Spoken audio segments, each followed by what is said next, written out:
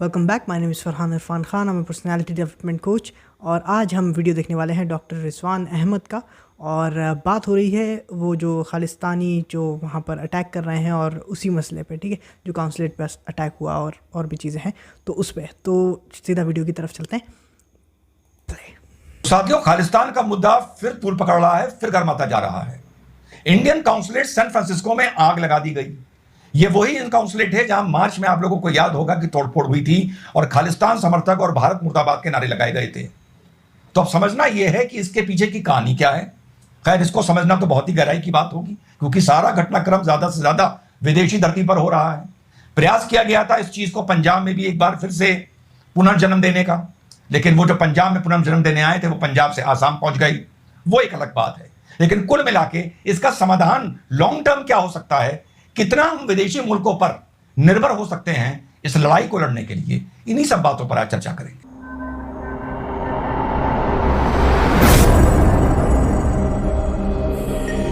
Hello, नमस्कार, सत श्री अकाल, अस्सलाम वालेकुम। कैसे हैं जनाब? धत्तेरी की गटर छापो। तो आज बात करेंगे खालिस्तान पर। खालिस्तान का मुद्दा फिर से भड़क रहा है, या भड़कने का कारण यह है कि जो अज्ञात कारणों से, रहस्यमय कारणों से 3 हत्याएं हो गई, जिसमें 2 को तो बड़ी गारंटी से हत्या बोला जा सकता है। एक में रहस्य है कि वो बीमारी कैंसर से बंदा मरा है या उसकी हत्या की गई है पोलिनियम पॉइजनिंग कर। कौन इसके पीछे है ये भी एक रहस्य है। लेकिन खालिस्तान समर्थकों का एक बहुत बड़ा धड़ा ये मानता है कि इसके पीछे रॉ का हाथ है, और रॉ भी अब मोसाद की तरह पूरी दुनिया में ऑपरेट कर रहा है। अब हुआ ये भाई कि बहुत अच्छी बात है, बहुत अच्छी बात है। आगे चलते हैं। जहां आज से कुछ महीना पहले सैन फ्रांसिस्को की इंडियन काउंसलेट में तोड़फोड़ की गई थी, वहीं पर आग लगा दी गई और 8 या 9 जुलाई को खालिस्तान फ्रीडम रैली निकालने का प्रोग्राम बनाया गया है यूएसए में, ऑस्ट्रेलिया में, कनाडा में और यूनाइटेड किंगडम में। तो उथल पुथल अब ऑपोजिट कैंप में भी मची हुई है। कुछ लोग इसको इंटरनल राइवलरी मान रहे हैं, पर बहुत इंपॉर्टेंट, बहुत एक महत्वपूर्ण धड़ा यह कह रहा है कि इसके पीछे रॉ का हाथ है। अब 2-3 दिन पहले हरजीत सिंह निज्जर, गुरु नानक गुरुद्वारा का जो समान अजीब बात है अध्यक्ष हुआ करता था, वो अपने कनाडा में फील्ड में अपने मैदान में जो गुरुद्वारे से जुड़ा हुआ था वहां पर टहल रहा था। 2 अज्ञात हमलावरों ने उसकी गोली मारकर हत्या कर दी। इससे 2-3 दिन पहले यूनाइटेड किंगडम में अवतार सिंह कांडा, जो 2012 से भारत का एक डेजिग्नेटेड टेररिस्ट है, उसको यूनाइटेड किंगडम ने 2012 से असाइलम दे रखी है। कैंसर से पीड़ित था, हॉस्पिटल में एडमिट था। माना जा रहा है कि हालात इतने खराब नहीं थे कि उसकी डेथ हो जाएगी। एक धड़ा यह बोल रहा है कि पोलोनियम पॉइजनिंग करी गई है, जिसका एक बाल बराबर एक कतरा भी मनुष्य के बदन में चला जाए तो 2-3 दिन के अंदर उसकी डेथ हो जाती है। तो यह भी एक ओपिनियन आ रहा है। कुछ दिन पहले लाहौर में परमजीत सिंह पंजवार को गोली मार के इसी तरह से 2 अज्ञात हमलावरों ने हत्या कर दी। तो वो भले एक ओपिनियन हो, एक धड़ा कह रहा हो रॉ ने करवाया है, एक धड़ा कह रहा हो इंटरनल राइवलरी है, इंटरनेशनल खालिस्तान का लीडर कौन बनना चाहता है, कौन सा गुट बनना चाहता है। जैसे जो हरजीत सिंह नज्जर मारा गया, ये खालिस्तान कमांडो फोर्स का अध्यक्ष था, वहां के गुरुद्वारा का प्रेसिडेंट भी था। तो ये सारी चीजें एक माहौल को फिर से गर्म कर रही हैं। चाहा यह भी गया था कि ये चीज भारत में सर उठाए अमृतपाल के थ्रू, जो ये यूनाइटेड किंगडम में जिसकी कैंसर से डेथ हुई है या पॉइजनिंग से डेथ हुई है, अवतार सिंह, इसको माना जाता था अमृतपाल का गुरु। इसी ने अमृतपाल को तैयार करके भारत भेजा था। वो अलग बात है कि अमृतपाल फिलहाल भारत पहुंचा और पंजाब से उठाकर असम डाल दिया गया। हमारे विदेश मंत्री ने बोला, We have requested our partner countries like Canada, the United States, the United Kingdom and Australia not to give space to the Khalistanis. This will affect our relations. लेकिन दोस्तों सवाल उठता है, क्या भारत का जो पेशेंस है और टॉलरेंस है, क्या हम इस दोस्ती की आड़ में मूर्ख तो नहीं बन रहे हैं? क्या चाइना को लेके या रशिया को लेके ये जो वेस्ट हमारे साथ अपने संबंध दिखा रहा है, कहीं ये हमें लॉन्ग रन में नुकसान तो नहीं देंगे? क्या ये हमारा वाकई सगा है? क्योंकि जैसा मैंने आपको बताया अवतार सिंह कांडा का कि 2012 से वो यूनाइटेड किंगडम ने उसको असाइलम दे रखा था। दोस्तों, जब रशिया यूएसएसआर की और यूएसए की, नेटो और वॉर्सो की कोल्ड वॉर चल रही थी, तो हम ये मानते हैं ये एक दूसरे के जो डिसेंट होता था या एक दूसरे के जो लोग भाग के आते थे, उनको असाइलम दे दिया जाता था, पनाह दे दी जाती थी। कोई दुश्मन मुल्क हो, अगर पाकिस्तान कोई भारत से आदमी के भागे हुए को कोई पनाह दे, चलो मैं तो कहता हूं वो भी समझ में आ जाता है। लेकिन भाई ये मुल्क, ये USA, Australia, Canada, United kingdom, ये एक तरफ भारत के साथ दोस्ती के पिंग बढ़ाते हैं, एक तरफ भारत के टेररिस्ट को पनाह देते हैं, यानी आप ये सोच सकते हैं, कोई अल कायदा को जब 9/11 की घटना हुई थी, कोई अल कायदा के टेररिस्ट को पनाह देता, वो मुल्क जो अपने आप को यूएसए का दोस्त भी कहता, और ये उसको छोड़ देते। अपने जो इनके मुल्क में इनके अलाइज किया जो आतंकवाद की घटनाओं को अंजाम देता है, उसको तो ये मारते मारते पूरी दुनिया के किसी कोने में पहुंच जाते हैं, पूरे के पूरे मुल्क तबाह कर देते हैं। और भारत का जो टॉलरेंस है और पेशेंस है, उससे ये उम्मीद करी जाती है कि यूनाइटेड किंगडम और भारत के भाई बड़े अच्छे रिश्ते हैं, कोई दुश्मनी के रिश्ते नहीं है, कोई कोल्ड वॉर नहीं चल रही है, और आपने उसको पनाह दे रखी है। कनाडा भी यही काम कर रहा है, और दूसरी तरफ तस्वीर पेश की जाती है कि हमारे संबंध अच्छे हैं।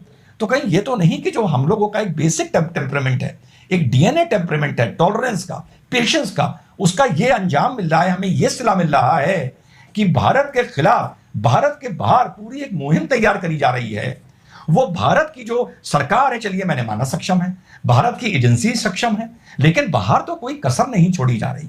अभी 3-4 दिन बाद पूरे यूएसए में, यूके में, कनाडा में खालिस्तान फ्रीडम रैली निकाली जा रही है, और वहां की फॉरेन गवर्नमेंट ये कह रही है कि हम भारतीय काउंसलेट को इसके लिए कोई नुकसान नहीं पहुंचने देंगे, हम किसी डिप्लोमेट को नुकसान नहीं पहुंचने देंगे।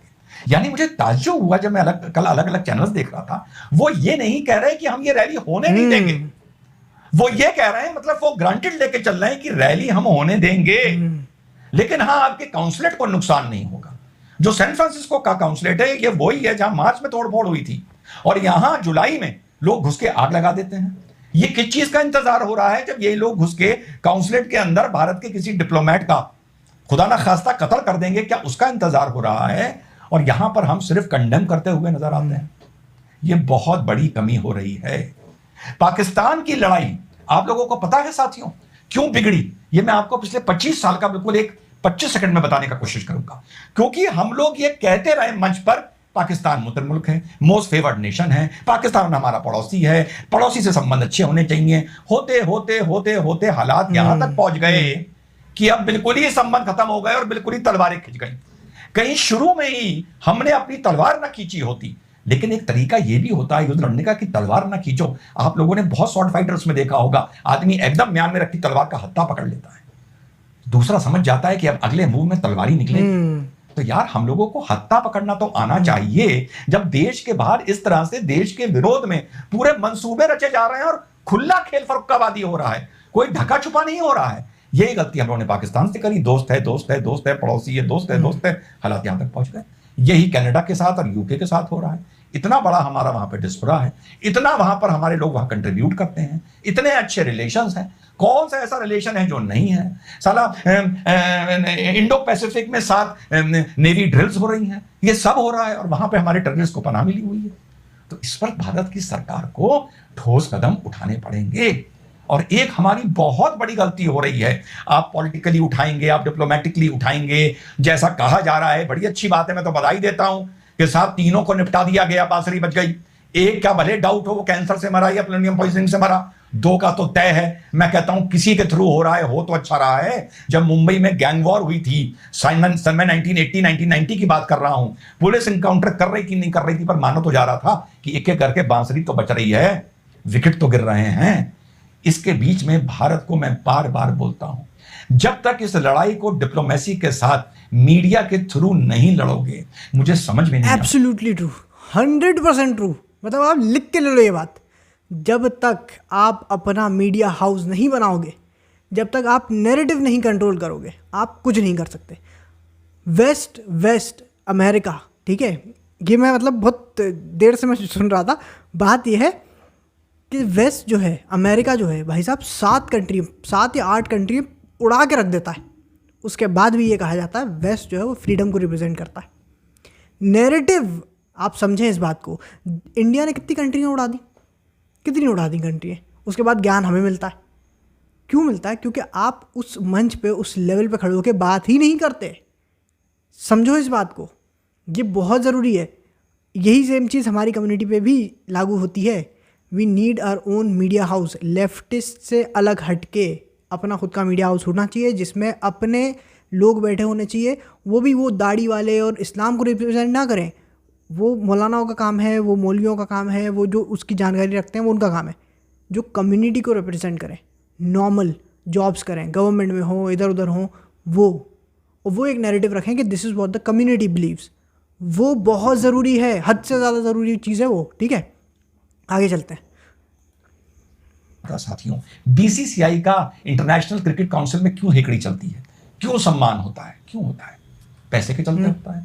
पैसा कहां से आता है? व्यूअरशिप से आता है। व्यूअरशिप के साथ साथ कमर्शियल से आता है।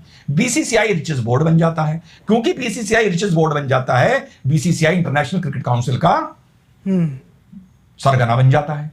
यही कहानी है ना, बार बार बोल रहा हूं। जब तक भारत का एक इंटरनेशनल मीडिया अपना वंदे मार भारत मीडिया एंड न्यूज नहीं होगा, जिसकी व्यूअरशिप भारत में सबसे ज्यादा, पूरी दुनिया में कोई ऐसा मीडिया नहीं होगा जो व्यूअरशिप में भारत के इंटरनेशनल मीडिया से टक्कर ले ले। क्योंकि जो रेटिंग होती है वो व्यूअरशिप से होती है, व्यूअरशिप होती है तो रेवेन्यू आता है, तो कमर्शियल्स आते हैं, तो एक ऑर्गेनाइजेशन अपने आप बड़ी हो जाती है।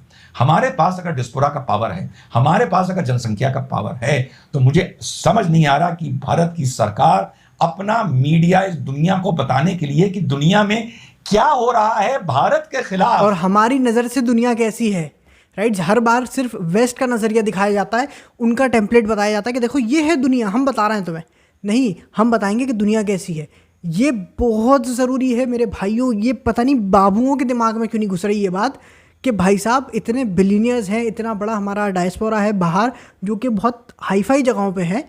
ऑलरेडी हमने वो प्लेसेस ऑक्यूपाई कर ली हैं कुछ हद तक।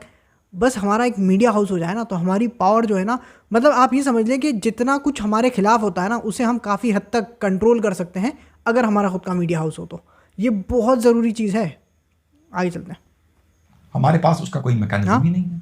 हम यही कहते रहते हैं कि हम उन पर डिप्लोमेटिक प्रेशर डाल रहे हैं। यूके में ये घटना हुई, कनाडा में ये घटना हुई। मैंने आपसे एक सवाल ये पूछा कि वहां की गवर्नमेंट ये कह रही है कि हम काउंसलेट पर कोई हानि नहीं आने देंगे, लेकिन रैली को हम नहीं रोक सकते।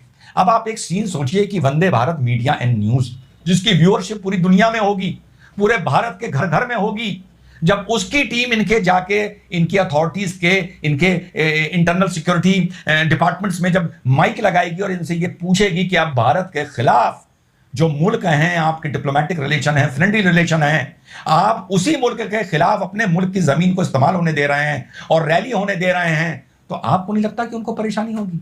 CNN तो उनसे ये बात पूछ ही नहीं रहा है, अल जजीरा तो उनसे ये बात पूछ ही नहीं रहा है, फ्रेंच टीवी तो उनसे ये बात पूछी। ये हमारे जो बाबू है ना, इनके दिमाग में नहीं आ रही ना ये बात। सर हमें समझ में आ रही है जो आप कह रहे हैं, हम भी वही कह रहे हैं, हम बहुत सारे लोग यही कह रहे हैं, लेकिन हमारे जो बाबू है ना, जो बहुत ज़्यादा पढ़े लिखे हैं, उनकी ये बात समझ में नहीं आ रही। आगे चलते हैं। नहीं रहा है, BBC तो उनसे ये बात पूछ ही नहीं रहा है। उनसे पूछ कौन रहा है? तुम इंडिया के चैनलों में बैठ के इसका हल्ला मचाते हम सफाई रहते नहीं हो। देते रहते हैं बैठ के। दुनिया को दिखाओ कि भारत के खिलाफ दुनिया में क्या क्या मंसूबे रचे जा रहे हैं। वो भी ये होते हुए कि हम किसी के खिलाफ कुछ नहीं कर रहा है, ज़बरदस्ती ये लोग हम पे प्रेशर डाल रहे हैं, ज़बरदस्ती ये हमारे खिलाफ ये सारी हरकतें कर रहे हैं। और डिस्पाइट द फैक्ट कि we are collaborating and cooperating with everybody. ठीक है, तो ये क्या बोलूँ मैं इनको। आगे चलते हैं। आओ इनके लोगों के माइक लगाओ, अच्छे अच्छे के जब माइक लगता है ना मुंह पे तो छींके आ जाती हैं। जाओ वहां की जो इंटरनल सिक्योरिटी है, जो सैन फ्रांसिस्को का हेड है, काउंसलेट की सिक्योरिटी किसके अंडर थी, वहां पर जब हमारी टीमें पहुंचेंगी और माइक लगाएंगी और वो ब्रॉडकास्ट पूरी दुनिया देखेगी, तो सोचो ये लड़ाई कितनी आसान हो जाएगी। बहुत आसान हो जाएगी। वैनकूवर में आगजनी की घटना होती है, टाइम्स नाउ पे डिबेट हो रहा है, 6 लोग इंडियन बैठ के तू मैं कर रहे हैं।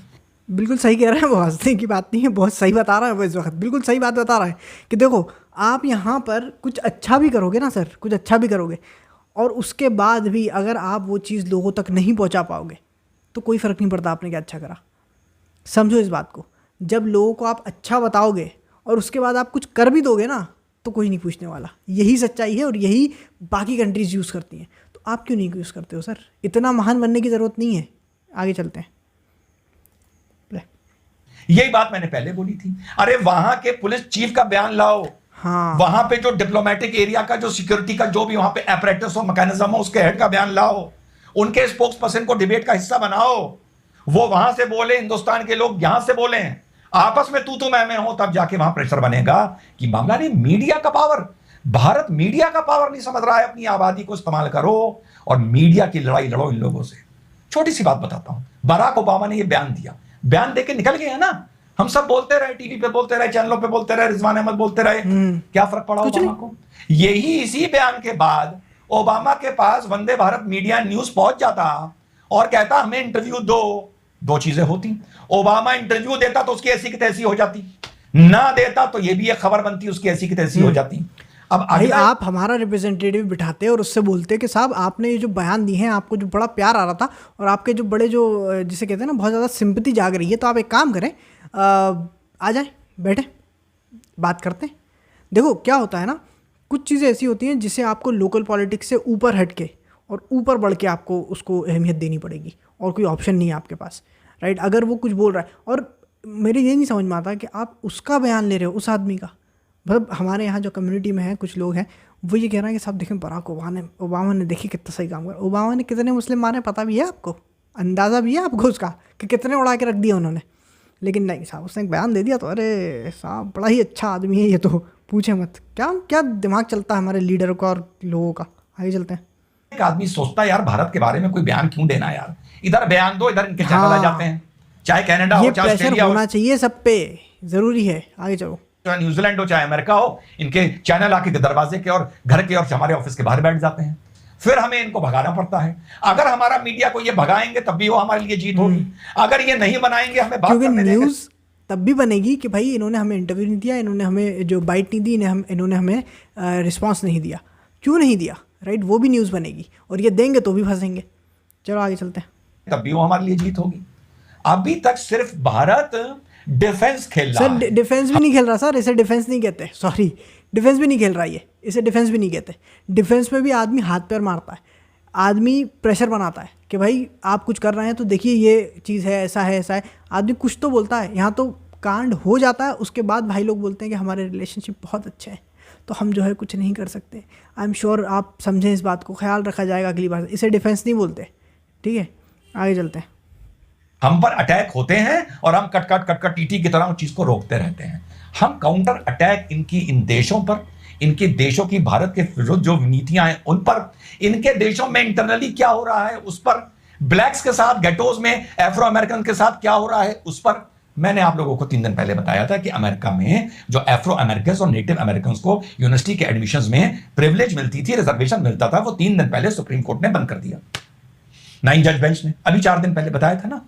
इस पर क्यों भारत का मीडिया वहां के लोगों से जाके स्टेटमेंट नहीं लेता, बयान नहीं लेता कि आप पूरी दुनिया को ह्यूमन राइट सिखाते हो, इक्वलिटी सिखाते हो, फलाना सिखाते हो, अपॉर्चुनिटी सिखाते हो, और आपके जो सुप्रीम कोर्ट ने ये जजमेंट दिया इस पर आपको क्या बोलना है, क्यों ऐसा हुआ है, आप भारत को तो ज्ञान देते हो, अपनी यहां क्या कर रहे हो, वगैरह वगैरह वगैरह। ये मैं सिर्फ खालिस्तान तक सीमित नहीं रख रहा हूं। भारत सारी भारत विरोधी ताकतों से, भाई मिलिट्रीली तो एक अलग प्रॉब्लम हो गई, वो तो सिर्फ हमें चाइना से लड़ना है, शायद पाकिस्तान से लड़ना है, इन्हीं दोनों मुल्क से लड़ना है। डिप्लोमेटिकली आपको जो करना है करते रहिए। एक इंडिपेंडेंट या स्टेट मीडिया इस तरीके का तैयार करिए जो घुस घुस के इन लोगों से सवाल पूछे। एक नहीं, दोनों करो, नेशनल भी करो और प्राइवेट भी करो, दोनों करो। क्यों? क्योंकि कुछ बातें ऐसी होती हैं जो नेशनल मीडिया पूछेगा ना तो वो गलत पड़ता है, लेकिन वही चीज़ अगर प्राइवेट मीडिया पूछेगा ना तो वो चल जाएगा। तो आप ये बोलो, देखो गवर्नमेंट के पास अच्छा खासा पैसा है, आप डीडी नेशनल को मत बनाओ, वो बहुत ज़्यादा बोरिंग है, हम ही नहीं देखेंगे उससे। तो आप एक प्राइवेट बनाओ, मतलब गवर्नमेंट का ही एक बनाओ, और लेकिन डीडी नेशनल से अलग हटके कोई ढंग का जिसका जो अपडेटेड वर्जन हो, जो कि मॉडर्न टाइम के हिसाब से हो। एट द सेम टाइम आप हमारे जो जितने भी लोग हैं आप उनको बोलो यार देखो मीडिया बनाना कोई बहुत बड़ी बात नहीं है, ठीक है?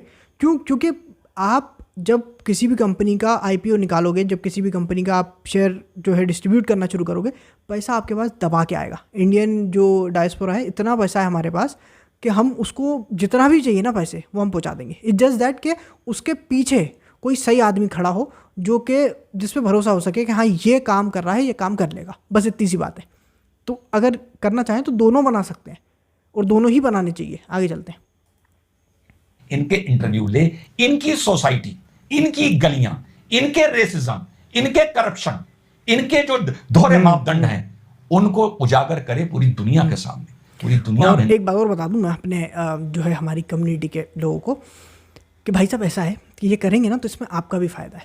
ऐसा नहीं है कि आप ये मत सोचना जो जिसे रिजवान सर बोलते हैं दत्त तेरी की, उन लोगों को मैं बता दूं कि देखें भाई साहब ऐसा है कि इसमें आपका भी फ़ायदा है। आपका फ़ायदा इसलिए है कि हो तो आप भी इंडियन ही। जब पासपोर्ट लेके जाओगे ना, और जब वो देखेंगे कि इंडियन पासपोर्ट है और इंडियन मुस्लिम है, तो आपको भी वो शायद अलग लाइन में खड़ा करने से पहले सोचेंगे कि नहीं भाई ये इंडिया से आया है, इसको नहीं खड़ा कर सकते हम। जैसे हम ये रोमानिया के या और कहीं के सीरिया के, अफ़गानिस्तान के कहीं के लोगों को हम खड़ा कर लेंगे ना दूसरी लाइन में, ऐसे इंडियन मुस्लिम्स को नहीं कर सकते। वो तभी होगा जब हमारा मीडिया हाउस इतना मजबूत होगा। ठीक है, आगे चलते हैं। हिंदुस्तानी है, हिंदुस्तानी जब एक चीज देखेगा तो चैनल की टीआरपी बढ़ जाएगी, रेवेन्यू बढ़ जाएगा। जब रेवेन्यू बढ़ जाएगा, ये सारी इंटरनेशनल कंपनी जितनी भी आज भारत में हैं, ये मजबूर हो जाएंगी उन पर अपने ऐड डालने के लिए, कमर्शियल्स डालने के लिए। सोचिए साहब क्या खूबसूरत मंजर होगा कि भारत का मीडिया, भारत के 100 मीडिया हाउस के 100 देशों में ऑफिसेज हैं जैसे बीबीसी के हैं, और हम हर जगह घुस रहे हैं और हर जगह हमारा दबदबा मीडिया के थ्रू चल रहा है, और मीडिया ही का आजकल पावर है। खालिस्तान की लड़ाई आप लोग को जैसे लड़नी है लड़िए। इसी में अगर आप एक अपना अंतर्राष्ट्रीय मीडिया ले आएंगे, जो जितना भी खालिस्तान में हो रहा है, इंग्लैंड में, यूके में, अमेरिका में, इनकी अथॉरिटीज पर जाकर सवाल पूछेगा कि आप पूरी दुनिया को तो ज्ञान देते हो और तुम्हारे मुल्क को तुमने एक हेवन बना रखा है जहां पे भारत के विरुद्ध कार्रवाइयां हो रही हैं। तो इन लोगों को कुछ शर्म आएगी, कुछ डर लगेगा कि अब हमारी परतें, अब हमारे पन्ने खुल रहे हैं, तो कुछ ये घबराएंगे, कुछ पीछे हटेंगे। इतना ही बस बात बोल रही थी। जय हिंद, वंदे मातरम, खुदा हाफ़िज़। राइट, तो इतना ही वीडियो था। आई होप कि आप लोगों को भी कुछ ना कुछ इंपॉर्टेंट चीज़ देखने को, सीखने को मिली हो। बड़ी इंपॉर्टेंट बात है ये कि और कोई रास्ता नहीं है आपके पास। दुनिया वहाँ पहुँच चुकी है जहाँ जो दिखता है वही बिकता है। आप कितने ही अच्छे काम कर लो, लेकिन अगर वो लोगों को दिख नहीं रहा तो वो किसी काम के नहीं है। लोग कहते थे ना, नेकी कर दरिया में डाल, वो ज़माना चला गया। अब नेकी करोगे तो दरिया में डालते टाइम दिखना चाहिए कि हाँ डाल रहे हो तुम वहाँ। ठीक है, ये बहुत ज़रूरी है। तो खैर इतनी ही बात थी। मिलते हैं दूसरे वीडियो में। आपकी राय कमेंट्स में ज़रूर बताएं। जो भी आप कहना चाहते हैं वो ज़रूर शेयर करें। एल्गोरिदम के लिए भी हेल्प हो जाती है, प्लस हमें भी थोड़ा सा मोटिवेशन मिलता है कि जो हम कर रहे हैं वो उसका कोई मतलब निकल रहा है, कोई कन्वर्सेशन हो रही है उस पर। एंड अपना ख्याल रखें, और अगर मुझसे कोई बात ऐसी निकल गई हो तो मुझे ज़रूर बताएं। ह्यूमन फैक्टर हो जाता है कभी कभी, आप होता है समटाइम्स यू मिस। तो जो भी होगा आप मुझे ज़रूर बताएं। ठीक है, मिलते हैं दूसरे वीडियो में। अपना ख्याल रखें।